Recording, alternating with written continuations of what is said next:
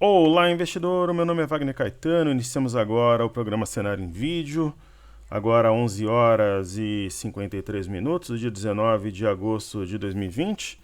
Nós temos uma quarta-feira agitada. O mercado espera pela ata do Federal Reserve. E temos os últimos balanços corporativos, tanto no Brasil quanto no exterior, sendo divulgados, né? Estamos na reta final da temporada de balanços e o mercado bastante agitado. Eu peço o seu like, que você compartilhe o vídeo, que fale da Top Traders nas suas redes sociais, principalmente para aquela galera que gosta, parecendo cebolinha, né? Para aquela galera que gosta do swing trade. E na descrição dos nossos vídeos tem o nosso Instagram, Facebook, o site onde você pode assinar gratuitamente Form Cenário, e tem o nosso Telegram gratuito também. Para investidores de nível iniciante e intermediário, nós oferecemos Seja Bem-vindo à Bolsa, um treinamento com qualidade digital, de som e imagem à sua disposição. Pessoal, vamos iniciar aqui os trabalhos, né? Atualizar o meu TradingView. Vamos começar pela Bolsa da China. Eu tenho uma teoria que quando o mercado vem numa toada altista e a queda ela tem início pela China, mundo afora a gente vai ter, não que seja uma queda de fato, mas uma leve baixa, digamos que a força vendedora ela entra na cena e a força compradora pode arrefecer. No caso da Bolsa Chinesa, ela cumpriu um objetivo, vindo aqui na região de 3.460, anteontem, na verdade ontem, né? Bateu no 3.456. E o ponto-chave aqui é o 3.410. Fechou exatamente nesse ponto, sendo mais exato, 3.409, fechou a 3.408. Então tá aqui no fio do bigode, como diz a garotada, né? Bem no ponto que pode simplesmente significar um pullback para voltar a subir e deixar toda essa região para trás, ou penetrar aqui mesmo, vir na média de 21, fechar este gap entre os dias 14 e 17 e anular o pivô. Então eis a questão. E a China está muito ligada ao Brasil. Ontem eu tenho para mim que grande parte da alta foi devido ao minério e à saúde, pelo menos aparente, da economia chinesa. Uma forte recuperação do que aos afagos entre o Bolsonaro e o Paulo Guedes, o minério beirando $130 a tonelada. E num caso de correção da bolsa chinesa, eu apostaria no teste da CLTA, que eu tracei aqui para vocês. Aí nós temos a seguir a Bolsa de Paris, né, uma alta de 0,49. Eu detalhei inúmeros indicadores europeus no informe cenário de hoje. Entendo que ela ainda está apontando para baixo sob efeito de cerâmica de topo e que ela cumprirá a simetria em V proposta em 4.843. Então haveria mais algum espaço para ceder, talvez não hoje. Daqui a pouco as bolsas europeias elas fecham o dia, mas talvez amanhã, na sexta-feira. E existe o arame de topo também no índice DAX, mas ele tem uma reação um pouco mais forte aqui, mas talvez uma leve correção para perder as mínimas recentes e buscar o 12.517. Nós acertamos a movimentação de correção das bolsas europeias neste movimento, né, entre o final de julho, digamos assim, no terceiro terço, como diriam alguns intelectuais aí. E aqui a gente tem a bolsa do Reino Unido, bolsa de Londres, onde vários alunos meus operam, sob efeito de uma pinça, de um Twin Towers. Também entendo que há mais espaço para cair, pelo menos até os 5.980. Perfeito? Índice Nasdaq a seguir na tela. Nós temos o índice Nasdaq marcando máximas históricas de forma sucessiva. A máxima histórica intraday ontem foi o 11.230, hoje 11.234. Então uma nova máxima histórica intraday, não tem sinal de topo, mas eu acho que em algum momento entrará no radar a corrida eleitoral norte-americana. Não sei o que os Estados Unidos pensam sobre uma possível vitória do Joe Biden. Possível sempre é, né? Mas ganhando corpo a cada dia. Eu acho que o Trump pode virar na reta final, mas o crescimento do Joe Biden pode incomodar o mercado. Aí nós temos o Dow Jones, talvez na mesma proporção de uma saída do Paulo Guedes do governo. O Dow Jones aparentemente tem uma correção no tempo, está praticamente aqui desde o dia 11 de agosto no mesmo patamar. A gente fica na dúvida se é uma distribuição ou de fato uma correção no tempo para voltar a subir e marcar novas máximas. E nós temos uma região de referência, que é a máxima do dia 8 de junho, a 27.580. Se houver um fechamento abaixo desse patamar, eu acho que o mercado corrige dali para baixo uns 3%. S&P, 500 maiores empresas americanas. Um desenho um pouco diferente, né, do Dow Jones, mais parecido com o índice Nasdaq. Marcando, vamos ver aqui o gráfico semanal. Nós tínhamos uma máxima histórica 3.393, está exatamente na máxima histórica nesse momento, passando por 2 pontos. Então é uma região delicada, longe da média de 21, mas a tendência de alta evidentemente ainda impera. E a seguir nós temos o EWZ. EWZ eu entendo ainda com viés de queda, está caindo 1% hoje. O EWZ ofereceu um trade fácil. Deixa eu reduzir aqui na ponta compradora. Não é uma compra. Na verdade, ele ofereceu várias operações, mas aqui, por exemplo, ofereceu um padrão penetrante. Ele veio no alvo.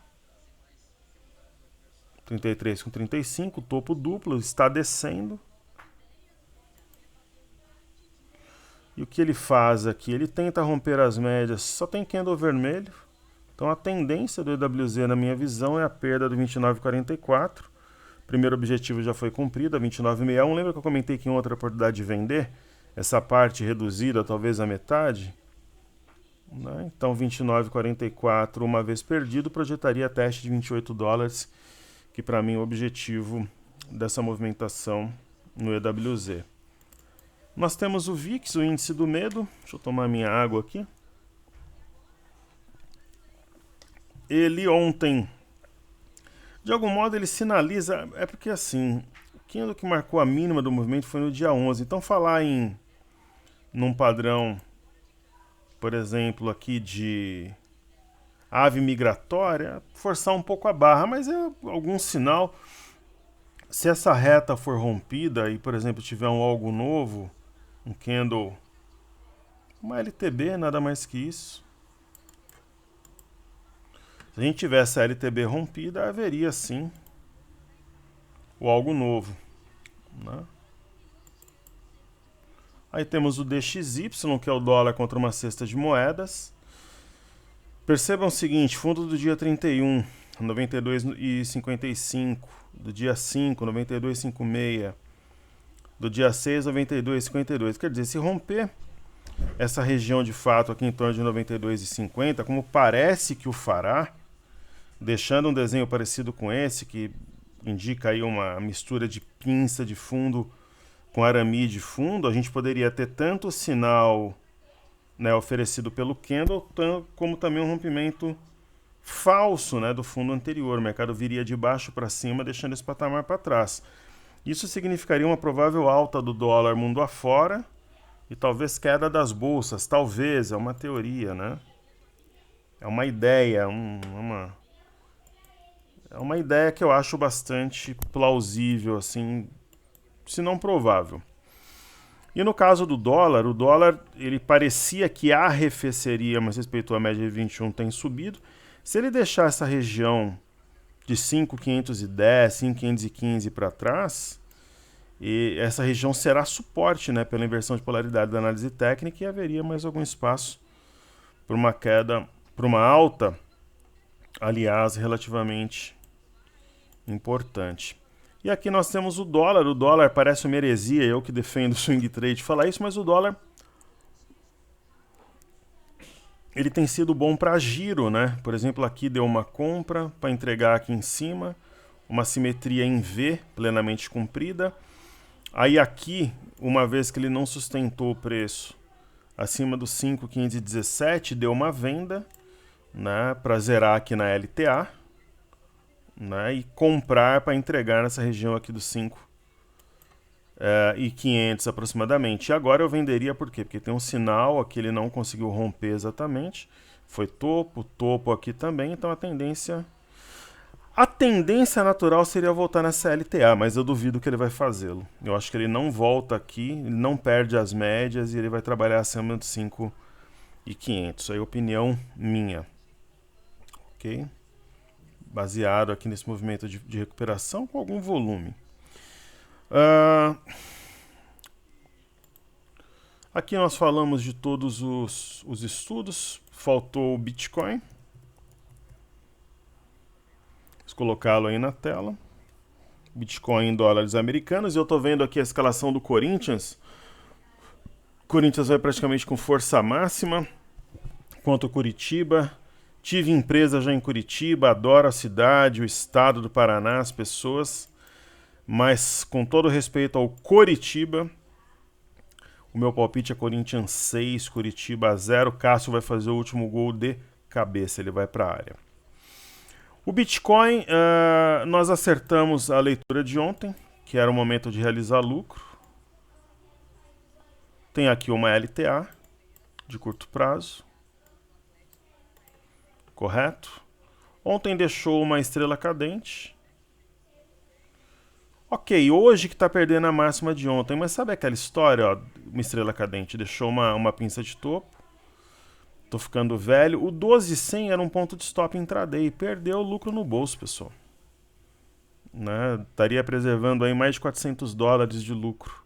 Sem precisar passar estresse agora, torcendo para respeitar essa LTA. Entende a ideia? E aí nós temos o Brent, que é o petróleo negociado em Londres.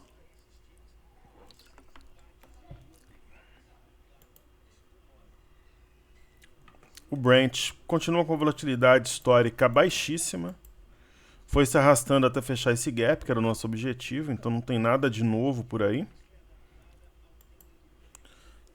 E aí falamos dos ativos fixos aqui, DI1, F25. O DI, como a gente imaginava, ele perdeu a região dos 5.730 e veio na média de 21. O camarada que é doidão mesmo, ele compra com stop abaixo dos 5.590. Stop curtinho, né? Ele compra aqui, tem um stop curto, mas é um trade arriscado. E aí tem o IFNC. Só que muitas vezes no risco que está a oportunidade, né? Hoje tem fluxo cambial também, 14,30. O IFNC quase bateu no 9.840. Isso significa o quê? Significa o seguinte. Deixa eu limpar este gráfico aqui. Muitas vezes, quando a gente tem um objetivo e o mercado não testa, o camarada fala, eu consegui recomprar aqui, eu sou um herói e tal, vai vir aqui para cima. Às vezes, o fato de não ter cravado significa que vai voltar por ali, que é a minha aposta no momento. Não para hoje, ao longo dos próximos dias. Né? A gente pega, por exemplo, o gráfico de Banco do Brasil, está abaixo do 32,90, então provavelmente vai ter um teste dos 32 novamente. Você pega o gráfico de Bradesco, a mesma coisa, um provável, o pessoal chama no mercado de reteste, né? Dos 20 com 40, mas esse gap aqui é candidato a puxar preço, na minha opinião. E aí temos Itubi. Bastaria um respiro, uma correção de 1% nas bolsas americanas para esses objetivos serem atingidos. Agora, no caso de Itubi, o objetivo é mais cruel, é 22,66. Aí já fica a dúvida, né? Se chega aqui ou ele vem numa região levemente abaixo das mínimas atuais, enfim. Eis a questão. E aí nós temos Petro. A Petrobras, pelo menos no intraday, rompendo uma LTB. Se ela fechar acima desse patamar, é um sinal de que a simetria em V será cumprida a 23,88. Porém, entretanto, todavia, está subindo 0,61. Se fechar negativa, cravada aqui na LTB, Aí eu acho mais provável que ela venha nos 22,15. Aí falamos de Vale.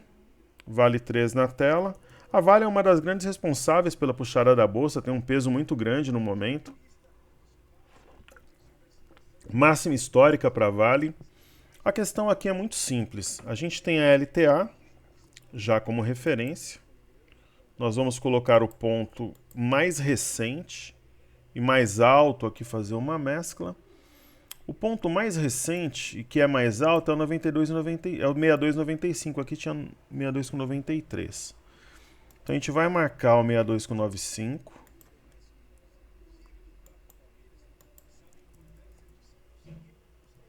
(62,95) aqui na tela. Né? Esse outro ponto aqui de baixo, eu não gosto de deixar nada no gráfico que não seja... Sabe aquela ideia do foco, da atenção? Não gosto de deixar nada no gráfico aqui que não seja ultra essencial. E o grande lance que a gente tem na Vale é uma provável figura de cunha.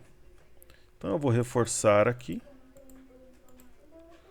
Né? Se ela adentrar essa reta que eu tracei, e naturalmente ela perderia nesse caso o 62,95, poderia ficar com uma ideia de cunha, mas aí também você poderia dizer, pois daqui é um triângulo ascendente, mas enfim, se ela vacilar no rompimento aqui do triângulo 6295, pode ser atraída pelo gap e testar essa LTA aqui. É um cenário possível, acho que bastaria uma leve correção no minério para que isso seja de fato materializado. Vamos ver, eu acho que hoje é o... E agora o mercado dá uma disparada aqui, não sei o que aconteceu. Deve estar saindo alguma coisa, deixa eu procurar na minha plataforma aqui para passar para vocês. O mercado subiu, voltou. Algo deve estar acontecendo, que ele foi e voltou. Agora são 12:10, deixa eu checar aqui. Alguma coisa sobre o petróleo, ó. Arábia Saudita, acordo da OPEP sobre corte de petróleo pode ir além de abril de 2020. Eu acho que foi isso. Saiu exatamente... Não, na verdade tinha saído 12:02. Não sei, alguma coisa aconteceu que movimentou o mercado. Aqui a gente já olha. Deixa eu ver se foi alguma coisa na Petro. O mercado subiu uns 300 pontos e agora voltou. A Petro foi uma das que movimentou. Ele foi e voltou. Na verdade, 12:10, 12:09. Ó, Pércio Aridas, presidente estiver convicto da necessidade de reformas, não adianta. Enfim, eu vou achar aqui. Mas o mercado disparou uns 300 pontos, a gente pode ver aqui a seguir.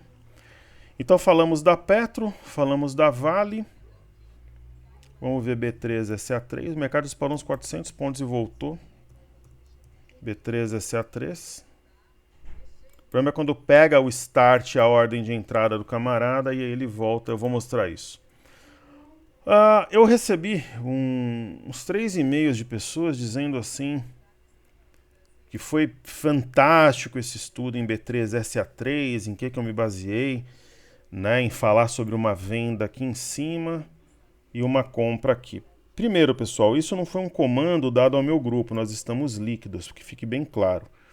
Existe vida fora do meu grupo. É claro, eu não divulgo carteira do grupo, eu não falo se nós estamos exatamente, pelo menos na maior parte do tempo, vendidos ou comprados no índice, no dólar e tal, mas eu tenho a minha liberdade de me expressar aqui no YouTube, inclusive nada impede o aluno de pegar também a ideia e materializar. Mas o que eu falei?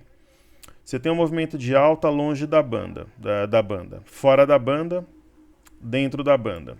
A venda foi no dia 21, a venda teórica aqui. Por quê? Porque além de nós termos um padrão muito parecido aqui com a nuvem negra, estava longe da média e ele começou a descer. E descer com volume constante. Então, o último ponto de apoio que gerou um movimento de alta forte, pujante, é um alvo. Né? Então, foi uma operação tiro certo. Agora a gente tem um movimento até a média. Quando eu brinco se é voo de águia ou de galinha, eu vou até apagar essa LTA. O voo de águia é aquele voo que, por exemplo, reverte o mercado, né? Muda todo o cenário. E o voo de galinha, quando eu brinco, é o repique. Por enquanto, parece que é voo de galinha. porque bateu na média e sentiu. Aí temos a BEV3. A BEV3, ativo bastante calmo, né? Eu não vejo nenhuma situação de compra aqui, mas a venda foi aqui em cima, né? Não é o momento de vender também. E para a gente finalizar, falar aqui do BOVA11. Hoje eu também recebi alguns e-mails com agradecimentos, com parabéns e tal, mas ainda é muito cedo para a gente falar alguma coisa. Eu falei que quando a queda começa pela China no mercado altista, geralmente as outras bolsas acompanham, né? Então eu apostei no cenário de entre queda leve e moderada aqui para o Brasil e para os Estados Unidos também. Europa não dá tempo, talvez. A gente tem o S&P subindo 0,15, Nasdaq 0,06, Dow Jones 0,29. Será que fecha em leve queda as bolsas americanas? E aqui no Brasil? É uma hipótese, é uma ideia.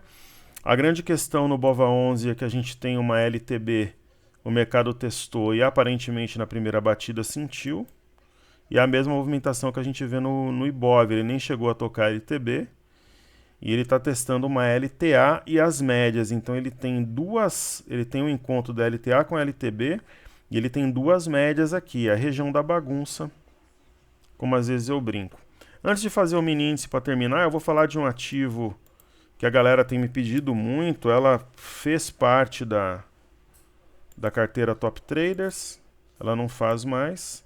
É um dos ativos mais comentados, né, no mercado nos últimos tempos. Houve o IPO da Vasta, que as pessoas entendiam como sendo um grande catalisador. Não está carregando aqui no... Deixa eu ver no Cartesia. Carregou. É aquela história, pessoal. Tudo que parece muito óbvio, né? Quando fica na crista da onda tal, geralmente faz o contrário. Então ela fez um topo duplo, principalmente um topo mais baixo que o anterior, perdeu a LTA, fechou esse gap e não tem nenhum sinal de reação.